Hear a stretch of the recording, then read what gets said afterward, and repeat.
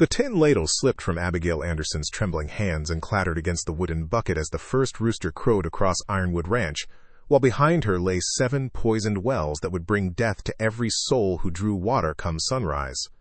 The daughter of an enslaved woman had spent the darkness moving like a ghost between water sources, her calloused fingers working with deadly precision to ensure that vengeance would flow through every cup, every cooking pot, every morning ritual that sustained the ranch's operations. This was September 1852 in the harsh expanse of western Texas, where brutal ranchers ruled their empires through violence and exploitation, never suspecting that the quiet young woman they barely noticed had been planning their destruction for 18 months.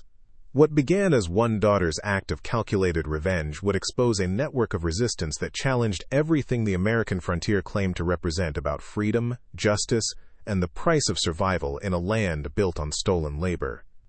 Before we jump back in, tell us where you're tuning in from, and if this story touches you, make sure you're subscribed, because tomorrow I've saved something extra special for you.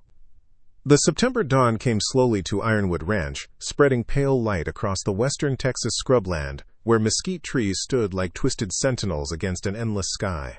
Abigail Anderson moved between the ranch's 7 wells, with the practiced silence of someone who had learned that survival depended on invisibility. Her worn leather boots made no sound against the hard-packed earth as she poured the final measure of extracted oleander toxin into the stone-lined well that served the main house. The poison had taken months to prepare, distilled from the pink-flowered shrubs that grew in wild abundance along the dry creek beds cutting through the property. Abigail had studied the plant's deadly properties through careful observation, watching ranch livestock sicken and die after grazing too close to oleander thickets during drought seasons when better forage grew scarce. She had learned to extract the toxin without leaving visible residue, creating a substance that would contaminate water while remaining undetectable to taste or smell in the quantities most people would consume during morning routines. The eastern horizon showed the first hint of orange as Abigail completed her circuit of death. 7 wells, each now carrying enough poison to sicken or kill anyone who drew water for cooking, washing, or drinking. The ranch employed 43 people, including the enslaved workers who lived in crude quarters behind the tobacco barns, the Mexican vaqueros who managed cattle operations, and the white overseers who enforced the brutal discipline that kept Ironwood Ranch profitable. They would all drink poisoned water come sunrise. Abigail stood near the well that served the workers' quarters, her chest tight with the magnitude of what she had done. The pre-dawn air carried the scent of sage and distant wood smoke from breakfast fires beginning to burn in the main house kitchen. Within hours, the ranch would transform from a functioning operation into a scene of mass casualties that would draw attention from territorial authorities throughout western Texas. This was not impulsive violence born from sudden rage. This was calculated vengeance developed through 18 months of meticulous planning, undertaken by a 22-year-old woman whose mother had died in these fields 3 years earlier, broken by labor that extracted every measure of productivity from human bodies before discarding them like worn equipment. Abigail had been born into bondage on this ranch in 1830, the daughter of a woman whose name appeared in property ledgers beside entries for horses and agricultural implements. The ranch's owner, Joseph Taylor, had built his fortune through cotton and tobacco cultivation, supported by a workforce he controlled through systematic violence and the threat of sale to plantations further south, where conditions were measurably worse. Taylor's operation represented the westward expansion of slavery into territories where the institution's legal status remained contested, creating a brutal frontier zone where enslaved people lived without even the minimal protections that existed in established slave states. Abigail had served the Taylor family since early youth, working first in the fields and later in the main house after demonstrating the intelligence and capability that made her valuable for domestic service. She had learned to read by observing the Taylor daughters during their tutoring sessions, absorbing knowledge that was officially forbidden to enslaved people but practically difficult to prevent when household servants worked in constant proximity to their owners' daily activities. That literacy had proven crucial to her plans. Abigail had studied the ranch's routines with the attention to detail that characterized someone whose life depended on understanding the patterns and vulnerabilities of the system that controlled her. She knew which wells served which buildings, understood the timing of morning water collection, and recognized the exact sequence of events that would unfold once contaminated water entered the ranch's daily operations. The sound of a door opening at the main house sent Abigail moving quickly toward the workers' quarters, maintaining the appearance of someone beginning routine morning duties rather than fleeing a crime scene. She carried an empty water bucket that provided justification for her presence near the wells, a detail she had planned as carefully as every other aspect of her systematic poisoning. Ranch inventory records from Ironwood Ranch, September 1852, listed Abigail Anderson, age 22, house servant, literate, skilled in cooking and textile work, valued at $900. The document recorded her existence as property, alongside entries for cattle, horses, and agricultural equipment, reducing a human life to a monetary figure that reflected her usefulness to the ranch's economic operations. But those same records would soon document something their creators never anticipated: the methodical destruction of Ironwood Ranch's operational capacity by someone they had trained to be invisible, compliant, and useful. Abigail had learned everything the Taylor family taught her about household management, food preparation, and the daily rhythms that sustained plantation life. Then she had weaponized that knowledge against the people who believed her education made her more valuable property rather than more dangerous enemy. The breaking point had come 18 months earlier when ranch foreman Michael Miller had sold Abigail's mother to a cotton operation near San Antonio to cover gambling debts accumulated during trips to nearby settlements. The sale separated mother from daughter without warning or opportunity for farewell, treating familial bonds as irrelevant obstacles to financial transactions. Abigail's mother had been loaded onto a wagon at dawn and disappeared into the vast expanse of Texas territory, destined for labor conditions that would kill her within 6 months. That loss had crystallized years of accumulated suffering into focused determination for revenge. Abigail had begun planning immediately, studying the ranch's vulnerabilities while maintaining her performance as the obedient servant her owners expected. She collected information about water sources, observed the effects of various plant toxins on livestock, and developed the technical knowledge necessary to execute mass poisoning without premature discovery. The methodical nature of her preparations reflected intelligence and capability that contradicted everything the Taylor family believed about the people they enslaved. Their assumptions about intellectual inferiority and natural docility had created blind spots that Abigail exploited with devastating effectiveness. They never suspected that the quiet young woman who served their meals and managed their household possessed the capacity for systematic planning and violent resistance. As dawn light strengthened across the scrubland, Abigail reached the workers' quarters and began her daily routine of preparing breakfast for the enslaved community. Her hands moved through familiar tasks with automatic precision while her mind calculated the timing of events that would soon unfold across the ranch. The first people to draw water would likely be kitchen staff preparing morning meals.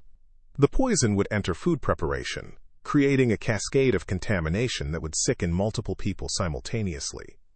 The symptoms would begin within hours. Oleander poisoning produced nausea, vomiting, irregular heartbeat, and in sufficient doses, death through cardiac arrest. The ranch's isolation meant medical assistance was hours away, even if someone recognized the crisis quickly enough to summon help. By the time doctors arrived from the nearest settlement, the contaminated water would have spread throughout the ranch's operations, affecting dozens of people whose morning routines had exposed them to the poison Abigail had distributed so carefully. She understood the moral complexity of what she had done. The poisoned wells would affect everyone on the ranch, including enslaved workers and Mexican vaqueros who shared her oppression rather than profiting from it. But Abigail had calculated that eliminating the ranch's operational capacity was worth the collateral damage to people who, while not directly responsible for her mother's death, participated in the system that made such cruelties routine and unremarkable. The sound of footsteps approaching the workers' quarters announced the arrival of Hannah Clark, an older woman who managed laundry operations and had become something close to a maternal figure for Abigail after her mother's sale. Hannah carried a wooden bucket toward the nearest well, moving with the tired determination of someone beginning another day of labor that would continue until darkness made further work impossible. Abigail's chest constricted as she watched Hannah approach the poisoned water source. This was the moment when abstract planning confronted concrete consequences. Within minutes, people she had lived alongside for years would begin consuming toxins she had deliberately introduced into their morning routines. The weight of that responsibility settled on her shoulders like physical pressure, making breathing difficult as she stood frozen in the doorway of the workers' quarters. Hannah dipped her bucket into the well, drawing water that sparkled innocently in the strengthening dawn light. She carried it back toward the laundry area, humming a melody that Abigail's mother had sung during evening gatherings when the day's brutality gave way to brief moments of community and shared humanity. The sound of that familiar tune accompanying Hannah toward contaminated water nearly broke Abigail's resolve. But the memory of her mother's face as slave traders loaded her onto that wagon 18 months earlier hardened Abigail's determination. Justice demanded sacrifice. Revolution required casualties. And the systematic violence that had defined her entire existence would only end when people like her transformed from victims into agents of destruction capable of striking back against their oppressors. Preparing and narrating this story took us a lot of time, so if you are enjoying it, subscribe to our channel. It means a lot to us. Now back to the story. The ranch bell rang across Ironwood, summoning workers to morning assignments. Abigail took a deep breath and stepped into the role she would need to maintain through the chaos that was coming. The performance of innocence, shock, and helplessness that would protect her from immediate suspicion while the poison she had distributed began its deadly work throughout the ranch's morning routines. Abigail Anderson's earliest memories involved the smell of tobacco leaves drying in massive barns that dominated the southern section of Ironwood Ranch, their weathered wooden walls absorbing decades of heat and human suffering. She had been born in 1830 to a woman named Sarah, whose own origins remained lost in the deliberate erasure of history that characterized how enslaved people's lives were documented and remembered.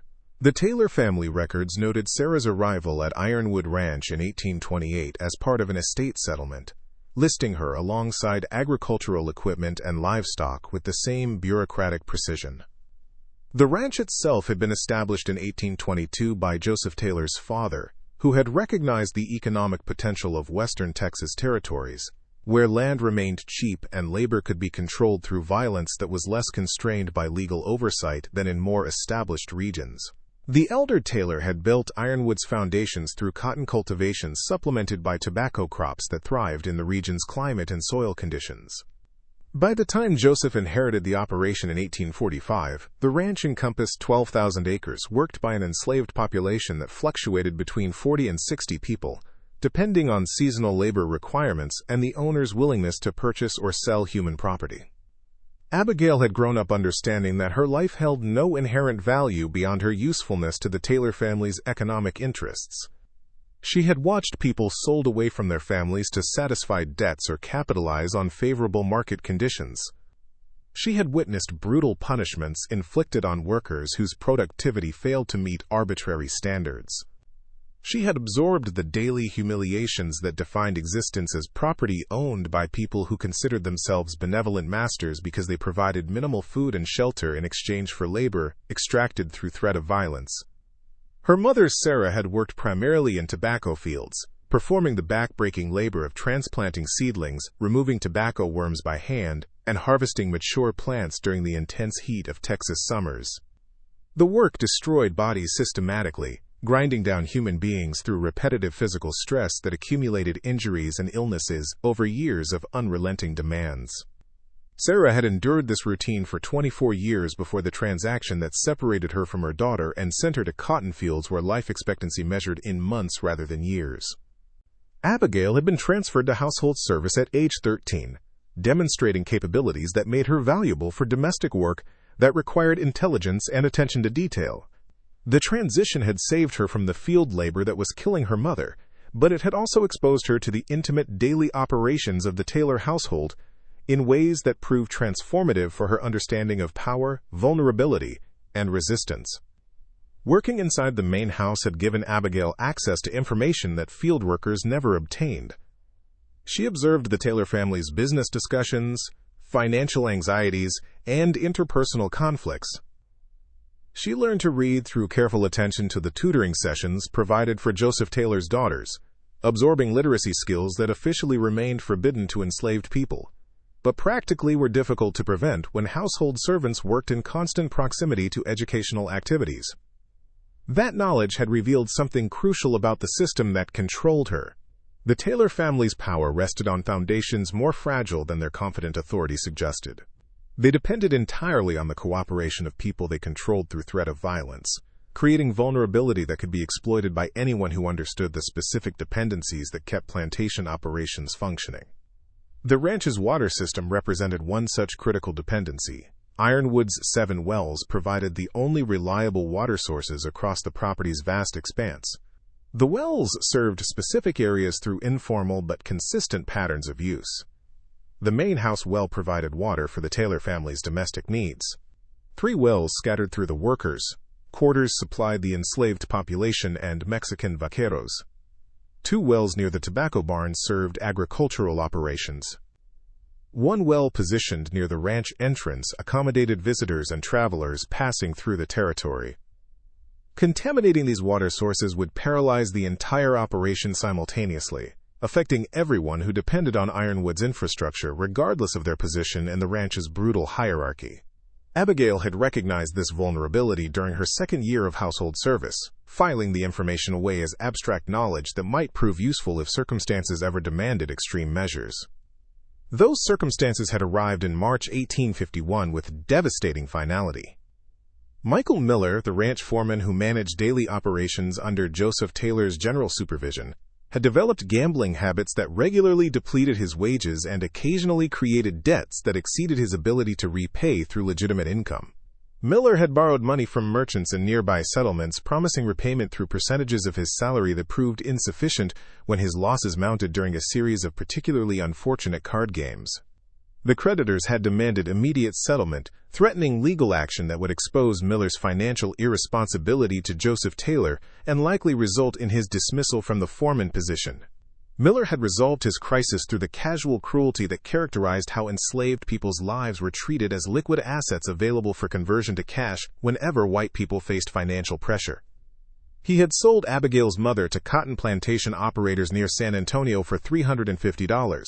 Pocketing the money to satisfy gambling debts while treating the transaction as routine property management, rather than the destruction of familial bonds that meant everything to the people whose humanity he refused to recognize. Abigail had learned about the sale only hours before it was executed. She had been cleaning bedrooms in the main house when she overheard Miller discussing the transaction with Joseph Taylor, who had approved the sale with the same indifference he applied to decisions about livestock or equipment. The conversation had treated Sarah's transfer as an unremarkable administrative detail, noting only that her age made her more valuable to cotton operations that could extract maximum labor from experienced workers during their remaining productive years.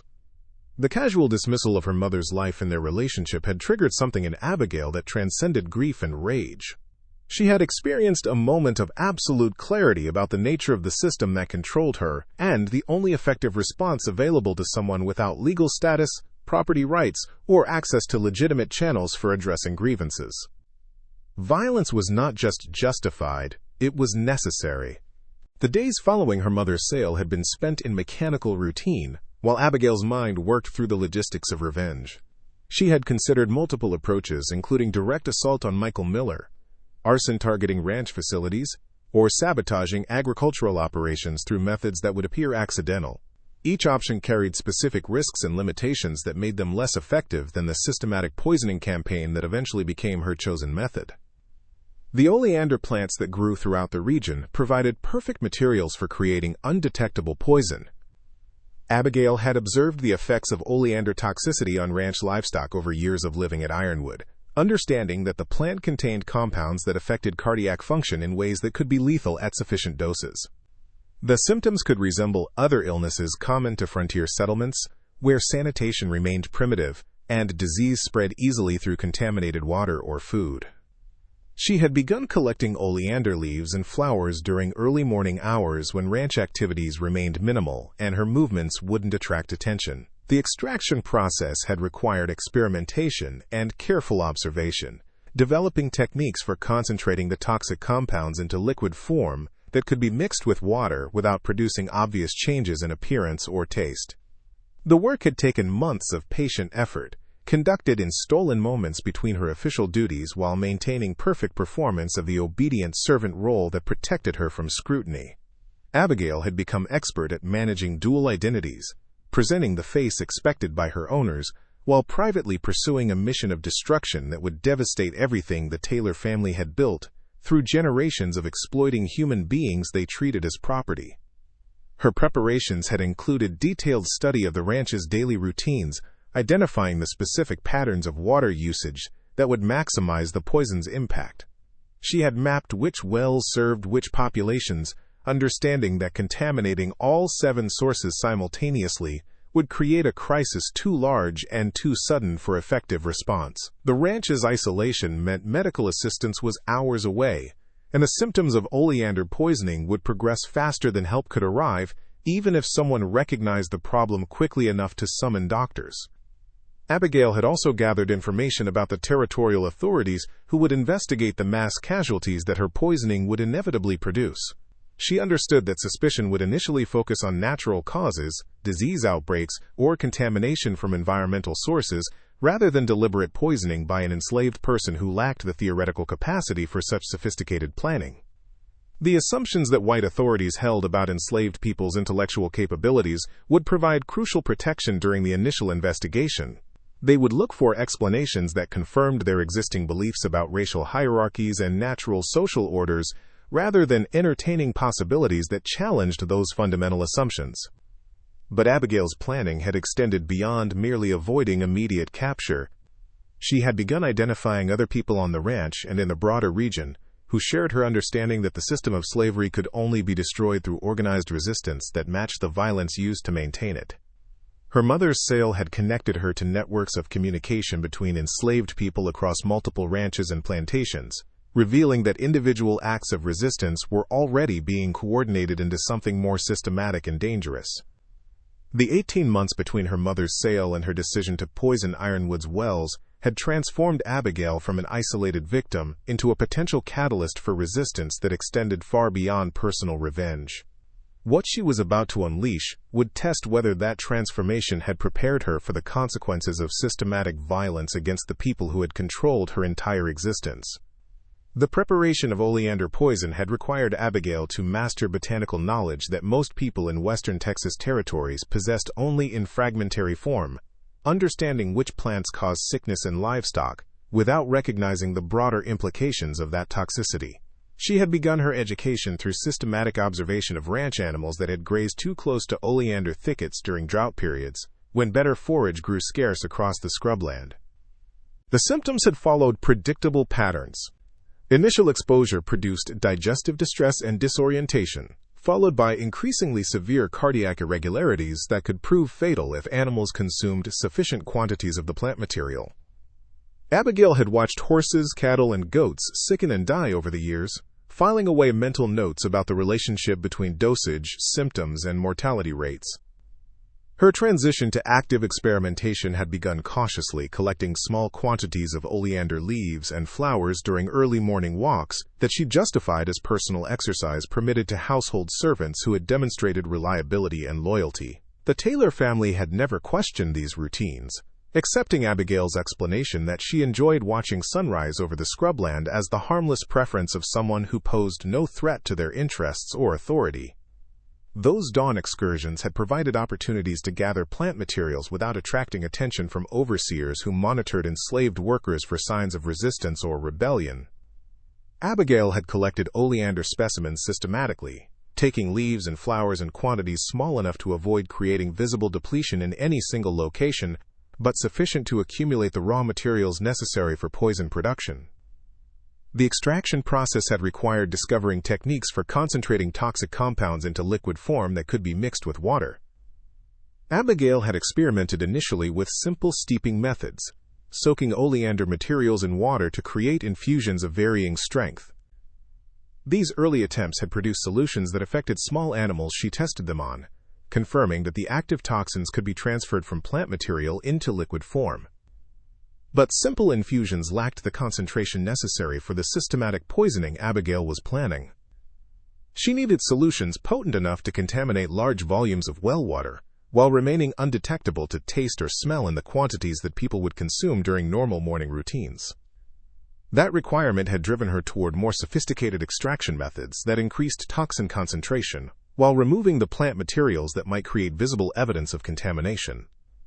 She had eventually developed a process involving prolonged soaking of finely chopped oleander materials in small quantities of water, followed by straining and reduction through gentle heating that evaporated excess liquid while concentrating the toxic compounds.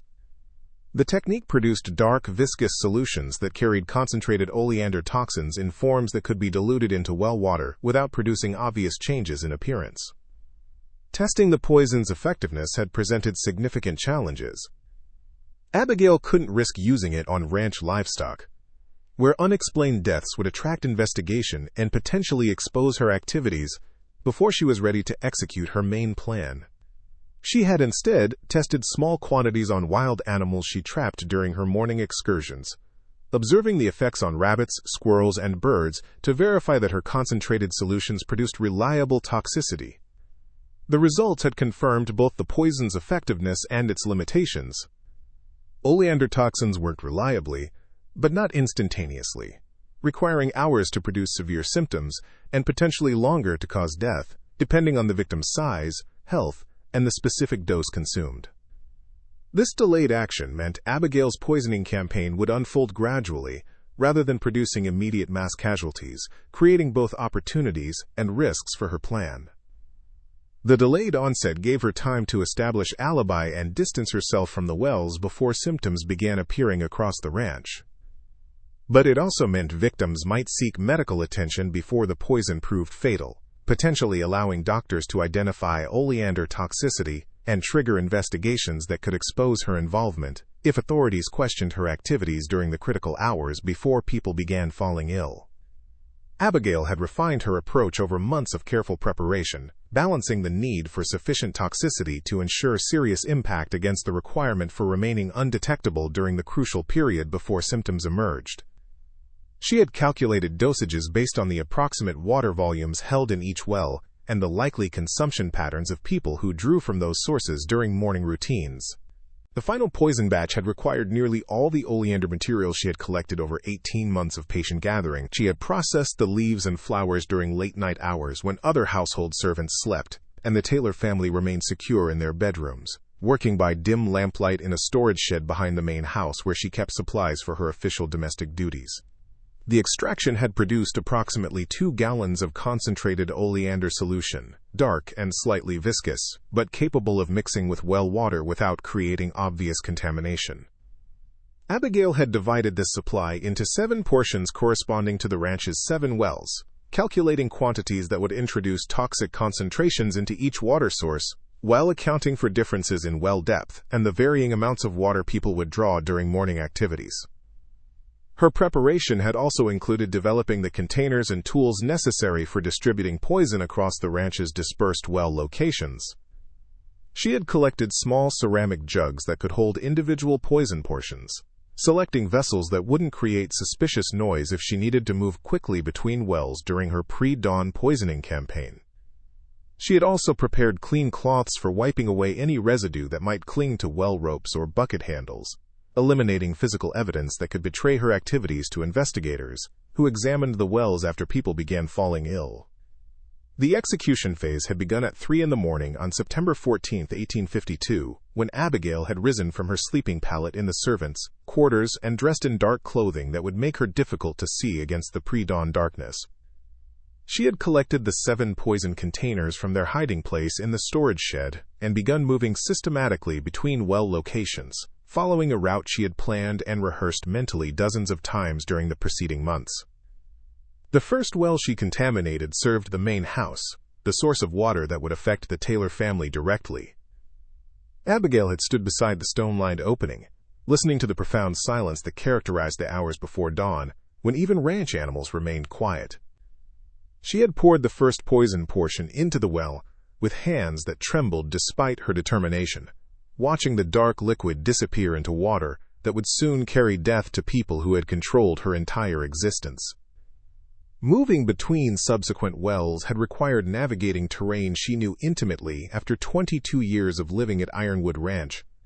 She had crossed open ground between the main house and workers' quarters, skirted the tobacco barns where shadows provided cover from potential observers, and approached the wells, serving agricultural operations with the silent efficiency of someone who had learned that survival often depended on moving through spaces without attracting attention. Each contaminated well represented a specific population that would be affected by the poisoning. The workers' quarters wells would sicken enslaved people and Mexican vaqueros who shared Abigail's oppression. The agricultural wells would affect overseers and specialized workers who managed crop cultivation. The entrance well would impact visitors and travelers who might draw water while passing through ranch property. Abigail had accepted these broader consequences as necessary costs of her revenge campaign. Her mother's sale had taught her that the system of slavery would never be dismantled through selective targeting that tried to distinguish between different categories of complicity and innocence. The entire structure needed to be attacked simultaneously and systematically, creating crisis too severe for the ranch to survive, while demonstrating that enslaved people possessed capabilities their oppressors had never imagined possible. The final well she poisoned stood near the entrance to ranch property, positioned to provide water for travelers along the rough trail that connected Ironwood to settlements scattered across western Texas territories. Contaminating this well extended her revenge beyond the ranch's immediate population, potentially affecting people who had no direct connection to her mother's sale, but participated in the broader system that made such transactions routine and unremarkable. As dawn light began spreading across the scrubland, Abigail had completed her circuit of death and returned to the workers' quarters with the empty poison containers concealed beneath her clothing. She had hidden the ceramic jugs in the same storage shed where she had prepared the oleander extracts, burying them beneath sacks of grain where they would remain undetected unless investigators conducted extraordinarily thorough searches of ranch facilities. The preparation phase was complete. 7 wells now carried concentrated oleander toxins that would contaminate the water drawn by dozens of people during their morning routines. Within hours, the ranch would transform from a functioning operation into a scene of mass casualties that would draw attention from territorial authorities and potentially expose networks of resistance that extended far beyond Abigail's individual act of revenge. She had washed her hands thoroughly to remove any poison residue, changed into the clean clothing expected of household servants, and begun her official morning duties with the same efficiency that had characterized her performance throughout years of service to the Taylor family. The role of obedient servant would protect her during the chaos that was coming, creating the alibi necessary to deflect suspicion while the poison she had distributed began its deadly work throughout Ironwood Ranch's morning operations. The first scream pierced the morning stillness at 6:30, emanating from the main house kitchen where the cook had collapsed while preparing breakfast for the Taylor family. Abigail heard the sound from her position in the workers' quarters, where she had been methodically folding laundry with hands that refused to stop trembling despite her efforts to maintain composure. The cry carried across the scrubland with the sharp clarity that characterized sound traveling through dry Texas air, announcing that her poison had begun its work exactly as she had calculated. Within 20 minutes, multiple voices joined the initial alarm as symptoms manifested throughout the ranch's population. People who had drawn water for morning coffee, cooking preparations, or washing routines began experiencing the nausea and disorientation that marked oleander toxicity's early stages. The effects spread with devastating efficiency through populations whose daily rituals had exposed them to contaminated water from multiple well sources. Abigail forced herself to move toward the main house with the concerned urgency expected from a trusted household servant responding to crisis. She found chaos spreading through the Taylor family's domestic spaces as Joseph Taylor's wife Eleanor clutched her stomach while vomiting into a porcelain basin, their daughters weeping with pain that had struck without warning during what should have been a routine breakfast. The cook lay unconscious on the kitchen floor, her face pale and her breathing shallow in ways that suggested severe poisoning rather than common illness. Joseph Taylor himself stood in the center of the confusion, his face darkening with rage as he tried to impose order on a situation that was clearly beyond his control. His military bearing remained evident even in crisis, but the authority that usually commanded instant obedience now found no purchase against an enemy he could not identify or threaten. He grabbed Abigail's arm with surprising force as she entered the kitchen, his fingers digging into her flesh with painful intensity. "What is happening?" he demanded, his voice carrying the sharp edge of fear masked as anger. "Is this some sickness? Have you seen anything like this before?" Abigail had rehearsed this moment mentally for months, preparing responses that would demonstrate appropriate concern while deflecting suspicion away from deliberate poisoning. Her face arranged itself into an expression of shocked helplessness as she surveyed the stricken family members and household staff who had consumed water drawn from the contaminated main house well. "Sir, I don't know," she replied with the deference expected from enslaved servants addressing their owners. "It came on so sudden-like. Maybe something they ate, or perhaps the water got fouled somehow." The suggestion of contaminated water was calculated to direct Taylor's attention toward environmental causes rather than human agency. Ranch wells occasionally became polluted through natural processes, animal carcasses decomposing in groundwater or mineral deposits creating temporary toxicity that affected people who consumed the water. The possibility would seem plausible enough to explain simultaneous illness among multiple people without immediately suggesting deliberate poisoning. But even as Abigail performed her role of concerned servant, reports began arriving from across the ranch that revealed the scope of the crisis extending far beyond the main house. Mexican vaqueros who had drawn water from the workers' quarters wells were collapsing in the corrals where they prepared horses for daily cattle operations. Field workers who had consumed breakfast prepared with contaminated water lay writhing in the tobacco barns, their bodies rejecting the poison with violent physical reactions that left them incapacitated and terrified. "Hi." The overseer stationed near the ranch entrance had found 2 travelers unconscious beside the well that served people passing through the property, their conditions suggesting they had drawn water shortly after dawn and succumbed to toxicity before they could travel far from Ironwood's boundaries. The simultaneous emergence of illness across 7 different locations made the crisis impossible to dismiss as localized contamination or isolated food poisoning. Joseph Taylor's rage transformed into something more dangerous as the reports accumulated and the pattern became clear. Someone had deliberately contaminated multiple water sources, executing a coordinated attack that targeted the ranch's entire population without discrimination between owners and workers. The sophistication required for such planning contradicted everything Taylor believed about the people he enslaved. But the evidence demanded explanations that his assumptions about racial hierarchies made difficult to construct. The arrival of Michael Miller at the main house intensified the confusion and raised stakes in ways that threatened Abigail's carefully maintained facade. The ranch foreman had been inspecting the western pastures when the crisis erupted, returning to find chaos spreading through every section of Ironwood's operations. His face carried a calculating hardness as he surveyed the stricken household staff and began asking questions that demonstrated more sophisticated thinking than Abigail had anticipated. "Which wells have people drawn from this morning?" Miller demanded, his eyes sweeping across the assembled servants with suspicious intensity. "I want to know every water source that's been used since dawn." The question revealed that Miller had already recognized the pattern connecting simultaneous illness to contaminated water supplies. His gambling habits might have created the financial pressures that led to Abigail's mother's sale, but those same habits had taught him to recognize patterns and calculate probabilities in ways that made him more dangerous than his employer during crisis situations requiring analytical thinking rather than automatic authority. Abigail maintained her expression of confused concern while her mind raced through implications of Miller's question. If he systematically mapped water usage against illness patterns, he would quickly identify that all 7 wells had been contaminated, revealing coordination that could only result from deliberate human action rather than environmental contamination.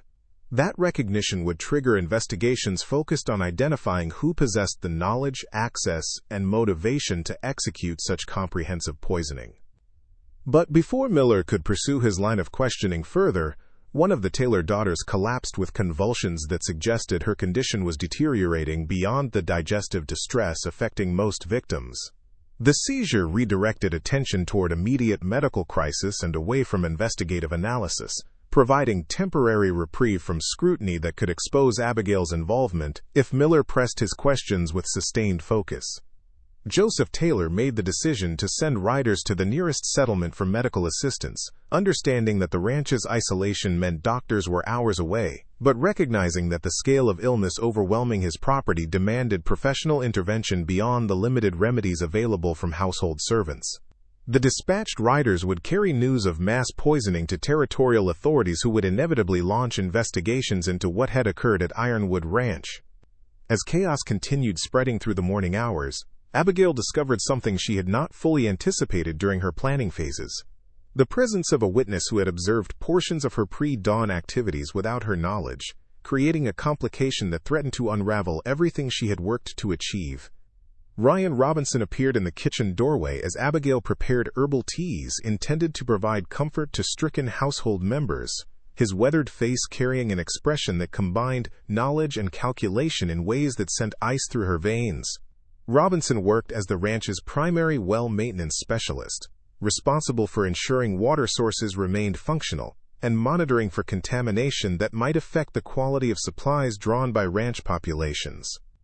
His position meant he understood well systems better than anyone else at Ironwood, recognizing patterns of usage and typical water quality that would allow him to identify anomalies suggesting deliberate tampering. More immediately dangerous, his duties required early morning inspections of well sites, creating opportunities for him to observe activities that occurred during pre-dawn hours when most ranch residents remained asleep. "Halia, Abigail," he said quietly, his voice pitched low enough that surrounding chaos prevented others from hearing their conversation. "We need to talk about what I saw this morning before sunrise." The statement struck with the force of physical impact, confirming Abigail's worst fears about potential witnesses to her poisoning campaign. Robinson had been watching from some vantage point that allowed observation of her movements between well sites, understanding exactly what she had been doing during hours when her presence near water sources would have seemed suspicious to anyone who noticed her activities. Her mind calculated options with desperate speed. Denial would be useless if Robinson possessed specific observations about her pre-dawn circuit between wells. Attacking him physically would create evidence of guilt, while failing to address whatever information he might have already shared with others. Her best strategy involved determining exactly what Robinson knew and what he intended to do with that knowledge before committing to responses that could prove catastrophic if based on incomplete understanding.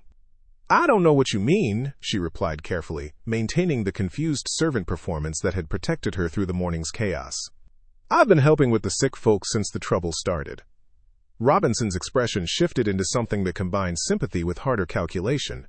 He moved closer, positioning himself where their conversation would remain private despite the activity surrounding them in the main house kitchen.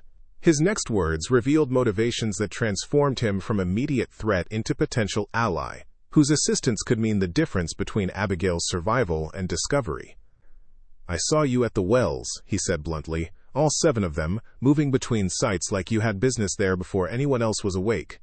I know what happened here wasn't accident or natural contamination." The admission hung between them, while Abigail's heart hammered against her ribs with intensity that made breathing difficult. Robinson's knowledge created mortal danger for her, and potentially for other people who might be implicated, if investigations revealed networks of resistance extending beyond individual action. But his tone suggested something more complex than simple intention to report her activities to authorities who would execute her for mass poisoning. "What do you want?" Abigail asked quietly, abandoning pretense in favor of direct engagement with someone who clearly understood the situation's true nature. Robinson glanced around the kitchen to verify that surrounding chaos continued occupying everyone's attention before responding. "I want to help you survive what's coming. Because what you did here matters more than just revenge. And there are people who've been waiting for someone with your courage to take action that could change everything." The statement revealed dimensions to Robinson's involvement that Abigail had never suspected. His position as well maintenance specialist had apparently provided cover for activities that extended beyond legitimate ranch duties, connecting him to resistance networks that operated beneath the surface of apparent compliance with slavery's brutal systems. He was offering alliance rather than betrayal, but the price of that assistance would require Abigail to trust someone whose ultimate loyalties remained unclear. The choice she faced in that moment would determine whether her act of revenge remained an isolated incident that ended with her execution, or became catalyst for broader resistance that could challenge the foundations of slavery throughout western Texas territories. Robinson's knowledge made him either her greatest danger or her most valuable ally, depending on decisions that had to be made immediately while crisis continued unfolding around them. Before Abigail could respond, fresh screams from the workers' quarters announced that conditions were deteriorating among people who had consumed larger quantities of contaminated water or possessed vulnerabilities that made them more susceptible to oleander toxicity. The sound carried the desperation of people confronting mortality without understanding what had struck them or why their morning routines had transformed into life-threatening crisis. Robinson's hand touched Abigail's shoulder with surprising gentleness. "The doctors will be here in a few hours," he said quietly. "When they examine the wells and figure out what happened, the investigations will start. You need protection that goes beyond just keeping quiet about what you did. You need people who can help make sure the story that gets told serves purposes bigger than individual punishment." The offer was clear, even if its full implications remained partially obscured by the chaos surrounding them. Robinson was connected to organized resistance networks that possessed resources for protecting people who took actions against the slavery system. But accepting that protection would mean abandoning any pretense of having acted alone, connecting her individual revenge to collective movements whose goals and methods might extend far beyond what she had planned or intended. Hannah Clark appeared in the kitchen doorway, her face pale and her movements unsteady, in ways that suggested she too had consumed contaminated water from the workers' quarters wells. The sight of the older woman who had provided maternal comfort after Abigail's mother's sale, now suffering from poison. Abigail had deliberately introduced created guilt that threatened to overwhelm the determination that had sustained her through months of planning. Robinson followed Abigail's gaze and seemed to understand the emotional complexity of what she was experiencing. "Casualties happen in war," he said quietly. "What matters is whether those sacrifices serve purposes that justify the costs. The choice you need to make right now is whether your mother's memory gets honored through your execution or through transformation into something that challenges the entire system that killed her." The framing was brutal but accurate. Abigail's options had narrowed to accepting Robinson's assistance and whatever obligations came with it, or maintaining her isolation, and accepting that discovery would lead to her death without broader impact beyond temporary disruption of one ranch's operations. The revenge she had sought was already accomplished. But the legacy of that revenge depended on choices she made in the next few minutes, while chaos provided cover for conversations that would determine her fate. The physicians arrived from the settlement at 2:30 in the afternoon, their medical bags and grave expressions announcing the seriousness with which territorial authorities were treating reports of mass illness at Ironwood Ranch. Dr. Matthew Moore led the team, a man whose reputation for diagnostic precision had made him valuable to communities scattered across western Texas territories where medical care remained scarce and practitioners needed versatility that urban specialists never developed. Abigail watched from the main house porch as Moore and his assistant began systematic examination of victims whose conditions ranged from severe digestive distress to the more alarming cardiac irregularities that suggested toxicity rather than common illness. She had positioned herself where her presence would seem natural for a household servant concerned about her employer's welfare, while allowing her to observe the investigation's direction and anticipate questions that would inevitably focus on her activities during crucial hours before symptoms emerged. Ryan Robinson had spent the hours since their kitchen conversation preparing defensive strategies that would protect Abigail from immediate suspicion, while buying time for evidence to be concealed and alternative explanations to be constructed. He had examined the 7 wells with public thoroughness that established his credibility as an investigator seeking truth, while privately ensuring that physical evidence of deliberate contamination was obscured through methods that made the poisoning appear consistent with environmental causes. His performance was masterful. Robinson documented water quality issues at each well site, noting sediment accumulation and mineral deposits that could theoretically produce illness if conditions aligned in particularly unfortunate ways. He collected water samples with professional precision, creating records that would support conclusions about natural contamination while avoiding details that might reveal the oleander toxins Abigail had introduced into the ranch's water supply. Dr. Moore's initial examination focused on symptoms rather than causes, establishing the medical crisis's scope before attempting to identify what had produced such widespread illness. He moved between victims with efficient concern, documenting fever patterns, cardiac irregularities, and digestive distress that characterized oleander poisoning without yet recognizing the specific toxin responsible for the conditions he observed. The physician's questions began generally, seeking information about food consumed during the previous day, water sources used for cooking and drinking, and any unusual activities that might explain simultaneous illness among dozens of people. Abigail responded with the careful mixture of helpfulness and ignorance that Robinson had coached her to maintain, providing details that seemed cooperative, while avoiding information that could direct suspicion toward deliberate poisoning. "We drew water from the main house well, like always," she explained when Moore questioned her about morning routines. "Same as we done, every day, for years, without troubles. I can't imagine what might have changed to make folks so sick all at once." The performance required balancing multiple deceptions simultaneously. Abigail needed to appear concerned about the Taylor family's welfare while concealing her satisfaction at their suffering. She had to demonstrate appropriate knowledge about household operations, while avoiding details that might reveal her sophisticated understanding of how poisoning could be executed through water contamination. Every word and gesture was calculated to reinforce the image of a loyal servant bewildered by crisis rather than its architect. But Dr. Moore possessed observational skills that made him more dangerous than Abigail had anticipated. His examination of victims revealed pattern recognition that threatened to expose oleander toxicity, despite Robinson's efforts to obscure the poisoning's deliberate nature. The physician noted cardiac irregularities that seemed inconsistent with common food poisoning or typical waterborne illness, raising questions about toxic exposure that could redirect investigation toward causes requiring human agency rather than environmental accident. These symptoms suggest some form of cardiac glycoside poisoning, Moore announced to Joseph Taylor during a consultation conducted in the main house study. "The presentation is consistent with exposure to certain plant toxins that affect heart function. I need to examine your property for vegetation that might have contaminated water sources through natural processes." The statement sent alarm through Abigail's chest, even as she maintained her facade of attentive concern from her position near the study doorway.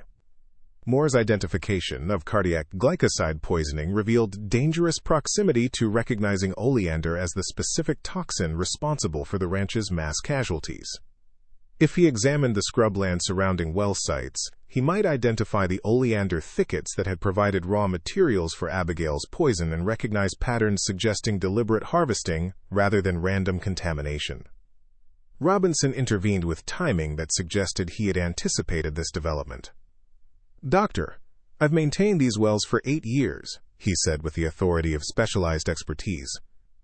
"There's oleander growing all over this property, but never close enough to well sites to cause contamination through natural means. Animals sometimes get sick from grazing near the plants, but the wells themselves are positioned away from areas where oleander grows thick." The statement was technically accurate while subtly directing Moore away from examining relationships between oleander distribution and well locations too closely.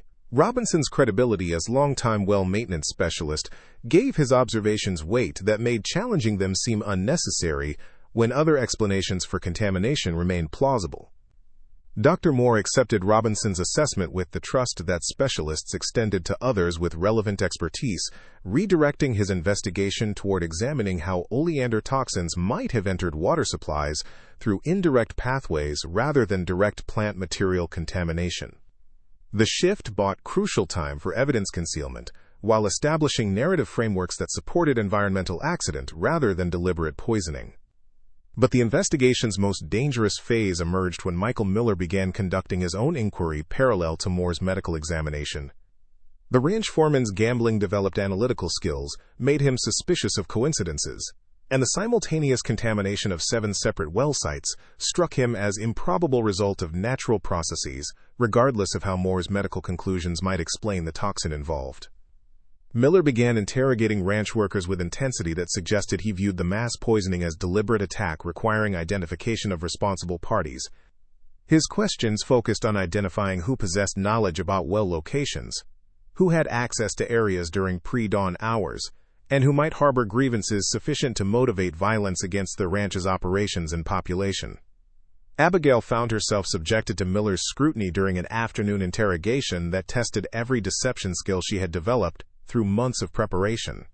The foreman positioned her in the main house parlor, creating formal atmosphere that emphasized his authority while isolating her from potential allies who might intervene if questioning became threatening. "You manage household operations," Miller began, his pale eyes fixed on Abigail's face with predatory focus. "That means you know routines better than almost anyone on this property. Tell me about this morning before the sickness started. What did you observe?" The question seemed innocuous, but carried implications that extended beyond simple information gathering. Miller was testing whether Abigail would volunteer details about her pre-dawn activities or attempt to conceal movements that might seem suspicious if revealed through other sources. Her response needed to acknowledge being awake early without admitting to visiting well sites where contamination had occurred. "I woke before dawn like usual," Abigail replied carefully. "Wanted to get started on laundry that needed doing. I was in the workers' quarters folding clothes when I heard the first screams from the main house kitchen." The answer was partially truthful, omitting only her circuit between well sites during the hours before she had indeed returned to laundry duties. Miller's expression suggested he was evaluating her response for inconsistencies or evasions that might reveal concealed information. "Did you see anyone else moving around the ranch during those early hours?" he pressed. "Anyone near the wells or doing anything that seemed unusual?" The question created a trap. Claiming to have seen nothing might seem implausible if other witnesses reported pre-dawn activity that Abigail should have noticed. But identifying specific people near well sites could redirect suspicion while creating additional complications if those individuals provided conflicting accounts about their own movements. Abigail chose calculated vagueness that avoided commitment to details that might prove contradictory. "It was still dark, sir. I wasn't paying attention to much beyond my own work. Might have been people moving about, but I couldn't say for certain who or where." Miller's frustration was evident as he recognized that Abigail's responses, while cooperative in tone, provided no information useful for identifying who had contaminated the wells. But before he could press harder, Joseph Taylor interrupted the interrogation with news that shifted investigation dynamics in ways that both threatened and protected Abigail's position.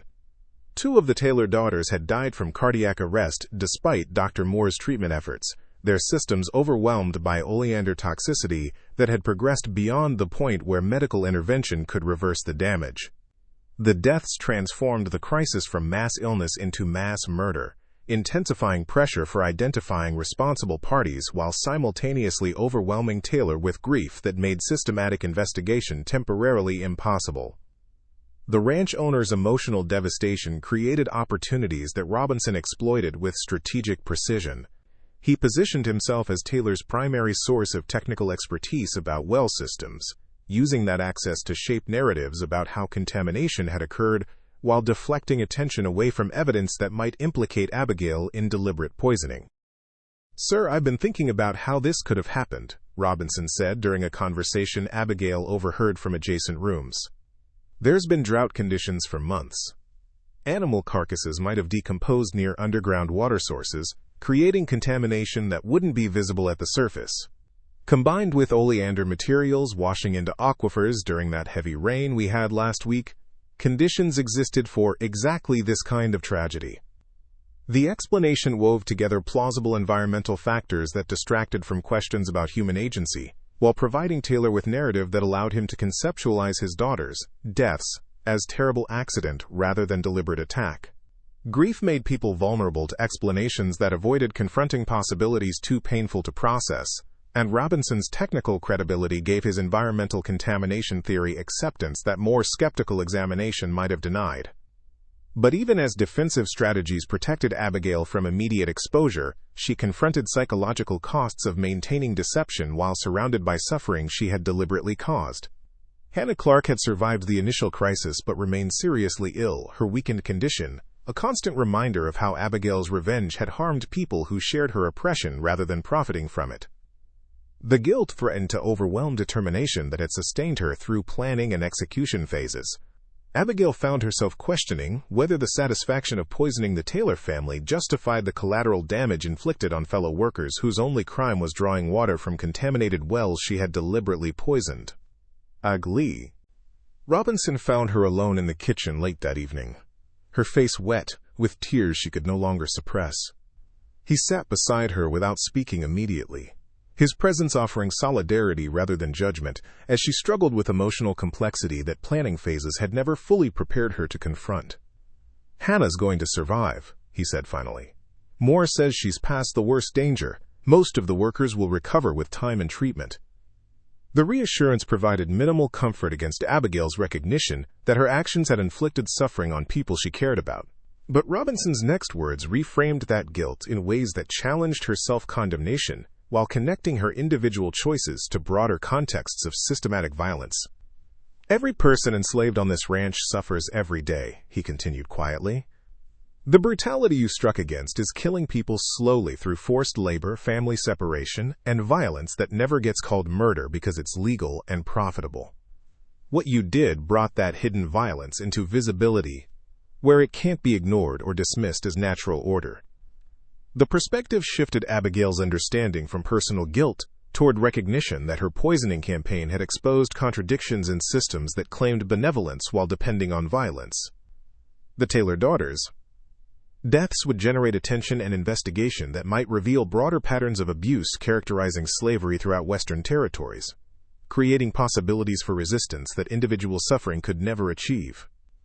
But that broader significance depended on Abigail surviving the investigations that would intensify as territorial authorities arrived to examine what had occurred at Ironwood Ranch.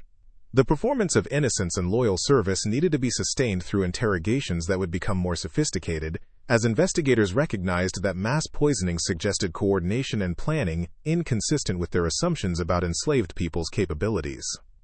Robinson had been preparing networks to support that sustained deception, but success would require Abigail to transform from individual actor into participant in collective resistance movements whose goals extended far beyond her personal revenge against the people who had sold her mother. The choice she faced was whether to trust those networks with her survival and her freedom, accepting obligations and risks that came with becoming part of something larger than individual grievance.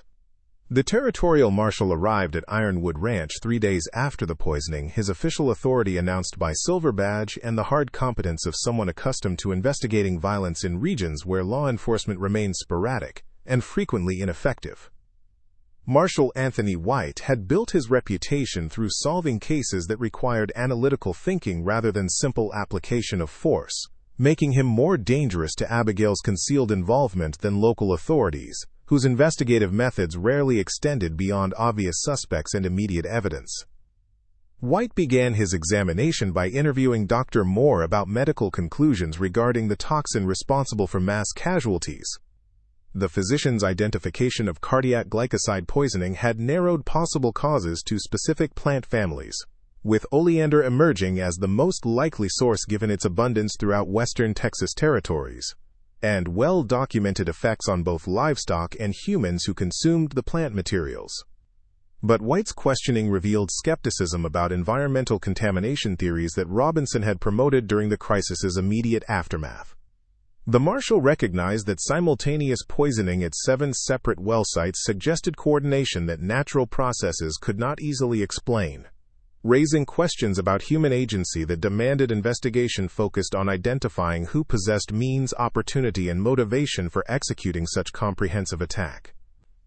The marshal's investigation expanded beyond Ironwood Ranch during a second day at the property, revealing that White had been gathering intelligence about resistance activities throughout Western territories for months before the poisoning occurred.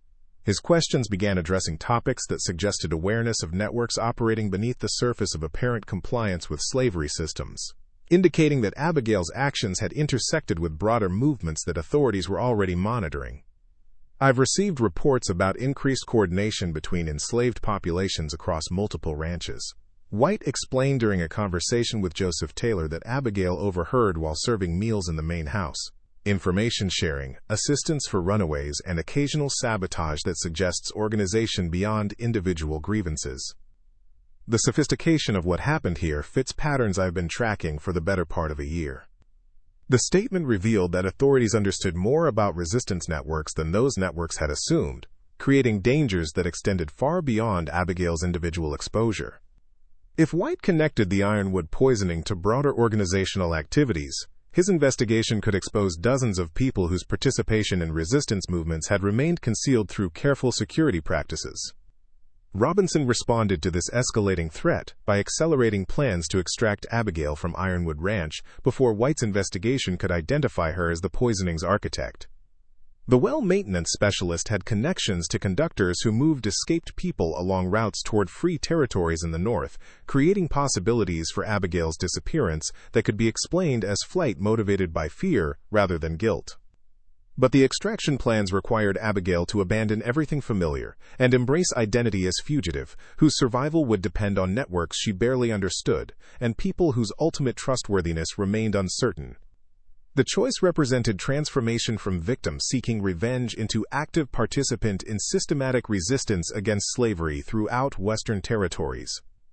Robinson revealed the full scope of the network during a midnight conversation in the storage shed, where Abigail had prepared her oleander poisons months earlier. Maps spread across the rough wooden floor showed routes extending from western Texas through territories where slavery's legal status remained contested, eventually reaching free states where fugitives could establish new lives beyond the reach of slave catchers and federal authorities. There are safe houses every 20 miles along the primary route, Robinson explained, his finger-tracing pathways marked in different colored inks. People who provide shelter, food, and assistance moving to the next station. The network has been operating for 6 years, moving nearly 200 people to freedom during that time. The revelation transformed Abigail's understanding of what her individual action had connected to. The resistance network Robinson described represented systematic opposition to slavery that extended far beyond isolated acts of revenge or personal escape attempts. It was organized movement with resources, coordination, and long-term goals that included not just helping individuals flee bondage, but actively undermining the economic and social structures that sustained slavery throughout American territories. But the network's effectiveness depended on maintaining secrecy that White's investigation now threatened. If the marshal connected the Ironwood poisoning to organized resistance activities, he could justify expanded investigations that would expose safe houses, identify conductors, and destroy infrastructure that had taken years to develop. Protecting the network might require sacrificing Abigail to authorities, allowing her arrest and execution to satisfy demands for justice while preserving broader organizational capacity. Robinson addressed this possibility directly, his weathered face carrying the hard calculation of someone making decisions about acceptable casualties and long-term conflicts. "The network's survival matters more than any individual," he said bluntly. "If your exposure becomes inevitable, we'll need to ensure that what you reveal under interrogation protects, rather than compromises, the people who've been helping move fugitives to freedom." The statement clarified Abigail's position within resistance hierarchies. She was valuable for what her poisoning had accomplished in demonstrating enslaved people's capacity for sophisticated violence against their oppressors. But that value did not extend to protecting her at costs that might damage broader organizational capabilities. Her survival depended on remaining useful to network goals rather than becoming liability that threatened collective security. The psychological pressure of maintaining multiple deceptions while confronting this calculation about her expendability pushed Abigail toward breaking points that threatened to compromise the performances sustaining her safety. She found herself struggling to sleep, haunted by images of Hannah Clark's suffering and the Taylor daughters' deaths, questioning whether her revenge had accomplished anything beyond adding to the violence already saturating life in Western territories. But confronting those doubts also connected her to historical legacies that reframed individual actions within contexts of systematic resistance. Robinson introduced her to written accounts of other poisonings, arsons, and sabotage campaigns executed by enslaved people throughout American history, revealing that her Ironwood attack represented participation in traditions of resistance extending back to slavery's earliest presence in North American territories. The documents Robinson shared had been collected and preserved by network members who understood that recording resistance history served purposes beyond simple documentation. The accounts provided templates for future actions, demonstrated that isolated incidents of violence against slaveholders represented broader patterns of organized opposition, and created collective memory that sustained resistance movements through periods when success seemed impossible. One account particularly struck Abigail: a detailed description of a woman in South Carolina who had poisoned her owner's family in 1850, been captured and executed, but whose action had inspired subsequent resistance that eventually led to successful escape attempts by dozens of people who had been motivated by her example. The woman's name had been lost to official records, but network documentation preserved her story as founding moment for resistance cell that operated for years after her death. Robinson pointed to this account with particular emphasis. "She died, but what she started survived her execution. That's the choice you're facing now. Whether your poisoning ends with your capture, or becomes catalyst for resistance that outlives whatever happens to you personally." The framing transformed Abigail's crisis from personal survival question into strategic calculation about how to maximize the impact of what she had already accomplished. If her execution could inspire others while protecting network infrastructure, that outcome might serve larger goals better than her individual escape would achieve. But if she could survive and participate in ongoing resistance, her knowledge and demonstrated capabilities might prove valuable for future operations against slavery systems. The decision was complicated by White's investigation, revealing connections between the Ironwood poisoning and other incidents of resistance across Western territories. The marshal had identified patterns suggesting coordination between different acts of sabotage. Recognizing that isolated incidents actually represented components of broader campaign against slavery's economic foundations, his analytical approach threatened to expose organizational structures that had remained concealed precisely because authorities had dismissed resistance as random individual actions rather than systematic opposition. Abigail's position became focal point for this larger conflict between resistance networks and authorities working to suppress them. Her capture would provide White with opportunities to interrogate someone who possessed direct knowledge of network operations, potentially exposing safe houses, conductors, and methods that had remained effective precisely because they remained unknown to slave catchers and federal marshals. But her successful escape would demonstrate network capabilities, while denying authorities the intelligence they needed to dismantle resistance infrastructure. Robinson made the strategic assessment clear during their final conversation before extraction plans would be executed. White knows something significant happened here beyond environmental contamination. If we can get you out before he identifies you specifically, the investigation might stall without concrete suspect to focus on. But if he arrests you, everything changes. You'll need to be prepared for interrogation methods designed to break your silence regardless of your determination to protect others. The warning was explicit. Capture meant torture that would eventually extract information about network operations no matter how strong Abigail's commitment to protecting her allies. The only reliable protection for the broader resistance movement was ensuring she remained beyond White's reach, creating urgency for escape attempts that carried their own substantial risks of failure and recapture. The extraction would occur in 2 nights, timed to coincide with the marshal's planned trip to a neighboring ranch to investigate similar reports of suspicious illness among enslaved populations. Robinson had arranged for conductors to meet Abigail at a location 15 miles from Ironwood, beginning her journey along routes that would eventually lead to free territories if she survived the dangerous weeks of travel through regions where slave catchers operated with legal sanction and financial motivation. But before she could depart, Abigail needed to complete one final performance that would establish her innocence in ways that might deflect White's investigation even after she disappeared. The role required her to demonstrate grief over the Taylor daughters, deaths with conviction that would make her subsequent flight seem motivated by fear of being blamed for poisoning she had actually committed, rather than by actual guilt that her disappearance would seem to confirm. The deception demanded levels of emotional manipulation that troubled Abigail even as she recognized its necessity for protecting both herself and the network that had chosen to invest resources in her survival. She would need to become the perfect victim one final time, performing loyalty and devastation that would convince White her escape represented panic rather than calculated evasion of investigation that was closing in on her involvement. The performance would occur during a memorial service planned for the Taylor daughters, creating opportunity for Abigail to demonstrate public grief while privately preparing for the flight that would transform her from household servant into fugitive whose survival depended on the very networks her poisoning had placed in jeopardy. Marshal Anthony White returned to Ironwood Ranch on the evening before the memorial service, his expression carrying the focused intensity of someone who had discovered information that transformed speculation into actionable intelligence. Abigail observed his arrival from the main house window, her stomach tightening as she recognized that the marshal's posture suggested conclusions reached rather than questions still being explored. The confrontation came sooner than Robinson's extraction plans had anticipated. White requested a formal interview with all household servants, creating a situation where Abigail would face direct questioning without the protective chaos that had shielded her during the crisis's immediate aftermath. The marshal had methodically eliminated alternative explanations for the poisoning, narrowing his investigation to focus on individuals with opportunity, access, and potential motivation for executing coordinated attacks on multiple well sites. Joseph Taylor assembled the household staff in the main parlor, his grief-ravaged face showing none of the authority that had previously characterized his interactions with enslaved workers.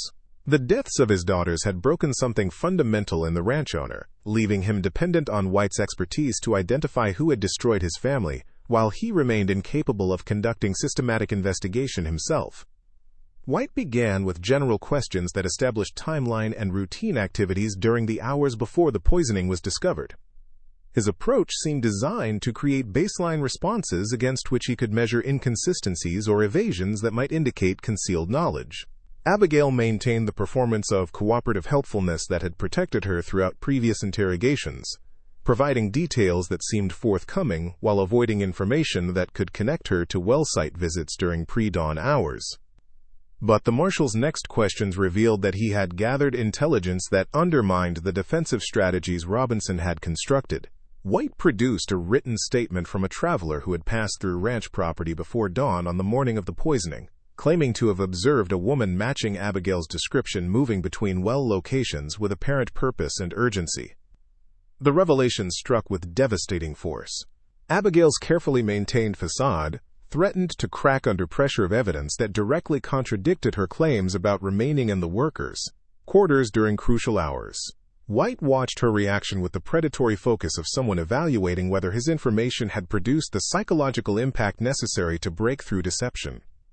"The witness couldn't identify you specifically," White continued, his voice carrying false reasonableness designed to encourage confession.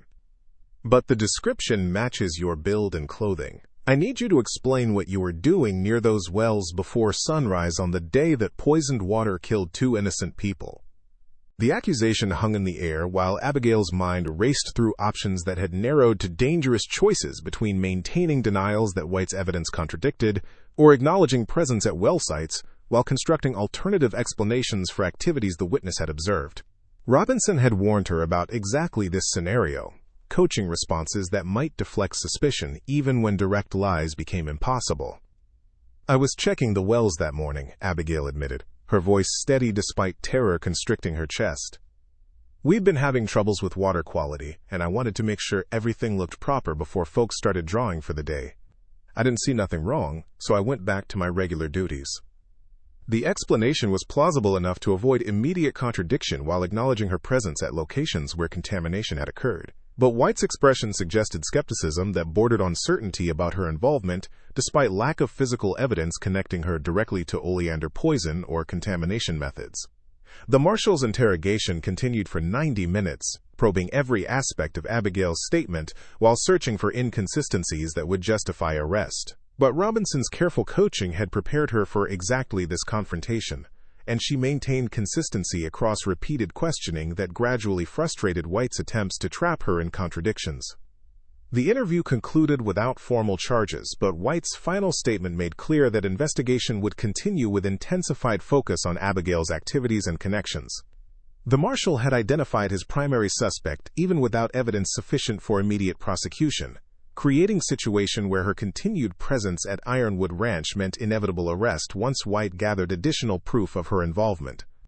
Robinson found Abigail in the kitchen after White departed, his face showing the urgency that came from recognizing that extraction plans needed to be executed immediately rather than waiting for the originally scheduled timeline. The marshal's interview had accelerated the crisis, making Abigail's flight necessary within hours rather than days if she was to escape before formal arrest made departure impossible. "We leave tonight," Robinson said quietly. "The conductors are already in position. You'll have maybe 6 hours before White realizes you've fled and organizes pursuit." The compressed timeline meant abandoning careful preparation in favor of immediate action that carried substantially higher risks of failure. But remaining at Ironwood guaranteed arrest and interrogation that would eventually break her silence about network operations regardless of her determination to protect the people who had helped her. The choice between dangerous escape and certain capture was no choice at all. Abigail disappeared from Ironwood Ranch during the darkest hours before dawn on September 21, 1852, following routes that Robinson had mapped through scrubland where tracking would be difficult, and pursuit could be delayed long enough for her to reach the first safe house along the network's carefully constructed pathway toward free territories.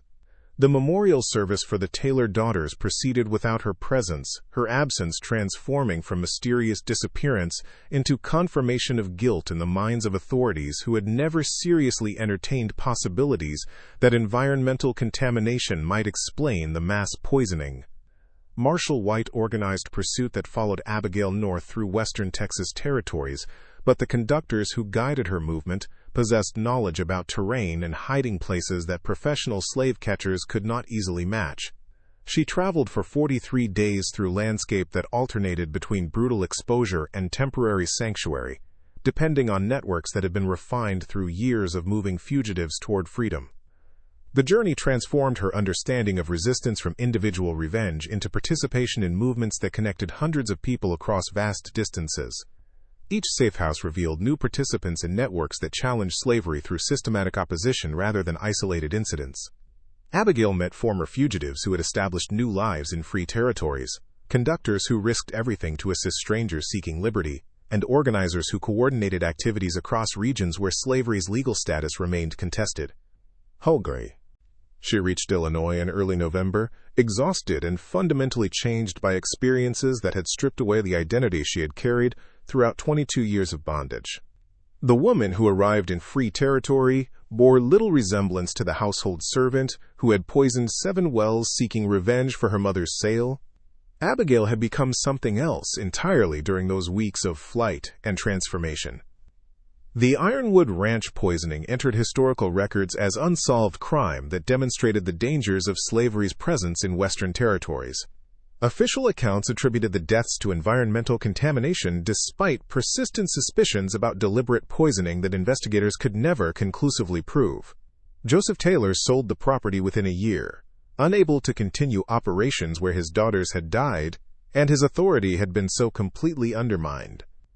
But in the networks that preserved resistance history outside official documentation, Abigail's story became foundational narrative about the power of systematic opposition to slavery.